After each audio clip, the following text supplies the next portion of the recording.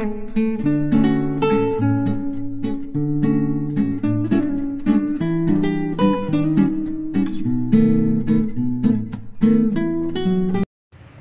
நான் சேப்பங்கிழங்கோட இந்த தண்டு, அந்த இலை இருக்கும் இல்லையா, அந்த தண்டு, அதை இலையை முறித்து அந்த தண்டை எடுத்து வச்சுருக்கேன்.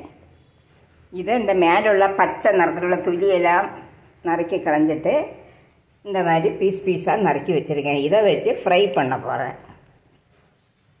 கடாயில் 2 டேபிள் ஸ்பூன் எண்ணெய் ஊற்றியிருக்கேன். சூடாக இருக்கும்.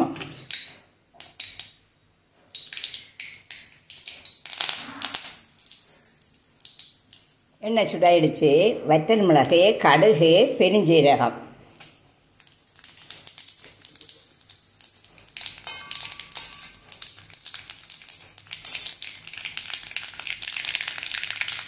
அப்புறமா 2 பச்சை மிளகாய் நீளமாக நறுக்கி வச்சுருக்கேன்.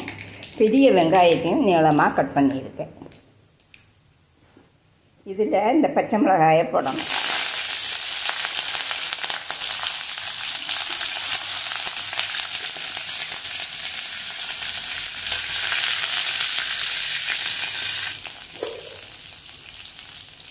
அப்புறமா இந்த வெங்காயம் நறுக்கினதையும் போடணும். கொஞ்சம் சால்ட்டும் போடணும்.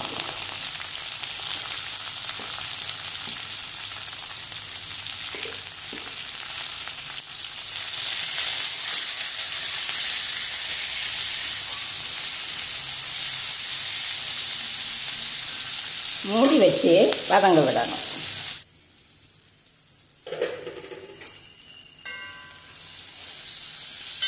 வதங்கிடுச்சு. இனி இப்போ சேப்பங்கிழங்கு தண்டு நறுக்கி வச்சுருக்கோம் இல்லையா, அதை அதில் கொட்டணும். கொட்டி நல்லா கிளறி கொடுத்து மறுபடியும் மூடி வைக்கணும். மூடி வச்சு அடிக்கடி கிண்டி கொடுக்கணும்.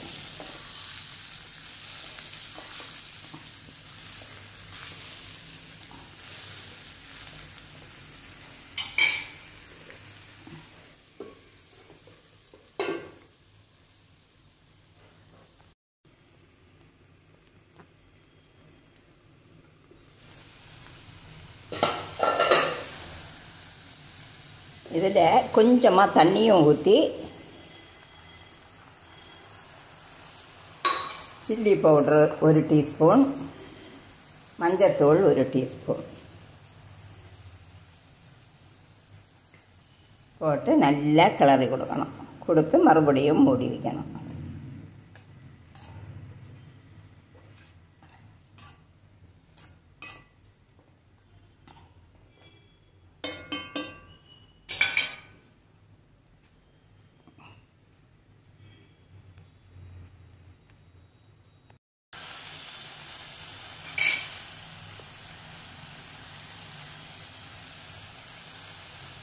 இனி இதில் 1 டேபிள் ஸ்பூன் அரிசி மாவு தூவி கொடுக்கணும்.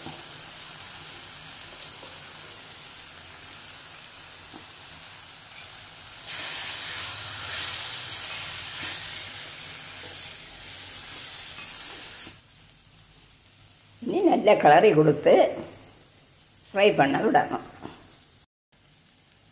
நல்லா வதங்கிடுச்சு. சால்ட்டு, காரம் எல்லாம் சரியாக இருக்கான்னு பார்த்துக்கணும். சேமந்தண்டு ஃப்ரை சரியாயிடுச்சு.